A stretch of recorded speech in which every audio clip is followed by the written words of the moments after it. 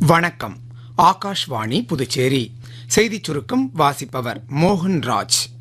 Doctor Baba Saheb அம்பேத்கரின் பிறந்தநாளையொட்டி பிரதமர் திரு நரேந்திர மோடி அஞ்சலி செலுத்தினார்.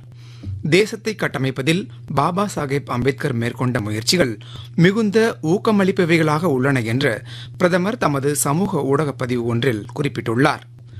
டாக்டர் அம்பேத்கர் ஒவ்வொரு பிரிவினருக்கும் சம உரிமைகளையும் வாய்ப்புகளையும் வழங்கக்கூடிய ஒரு அரசியலமைப்பை வழங்கியதன் வாயிலாக இந்தியாவின் ஜனநாயகத்திற்கு ஒரு வலுவான அடித்தளத்தை அமைத்தார் என்று மத்திய உள்துறை அமைச்சர் திரு அமித்ஷா சமூக ஊடகப் பதிவு ஒன்றில் குறிப்பிட்டுள்ளார். உத்தரகாண்ட் மாநிலம் டேராடூனில் இன்று பிரதமர் திரு நரேந்திர மோடி டெல்லி டேராடூன் பொருளாதார வழித்தடத்தை தொடக்கி வைக்க உள்ளார். மேலும் இந்த டெல்லி டேராடூன் பொருளாதார வழித்தடத்தின் பகுதியில் அமைந்துள்ள வனவிலங்கு வழித்தடத்தையும் அவர் ஆய்வு செய்ய உள்ளார். வேளாண்மை மற்றும் விவசாயிகள் நல அமைச்சகம் வெளியிட்டுள்ள தகவலின்படி கோடைகால பயிர்களின் சாகுபடி பரப்பு 64 லட்சம் ஹெக்டேருக்கும் அதிகமாக பதிவாகியுள்ளது.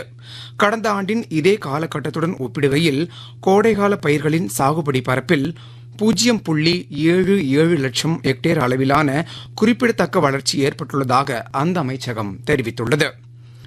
தமிழ்நாட்டில் வரும் 23ஆம் தேதி நடைபெறவுள்ள சட்டமன்ற தேர்தலுக்கான வாக்குப்பதிவையொட்டி தமிழகத்தை சுற்றியுள்ள புதுச்சேரி மற்றும் காரைக்காலில் 21ஆம் தேதி முதல் 23ஆம் தேதி வரை 3 நாட்களுக்கு அனைத்து விதமான மதுபான கடைகள், கள் மற்றும் சாராய கடைகளை மூட புதுச்சேரி கலால்துறை உத்தரவிட்டுள்ளது.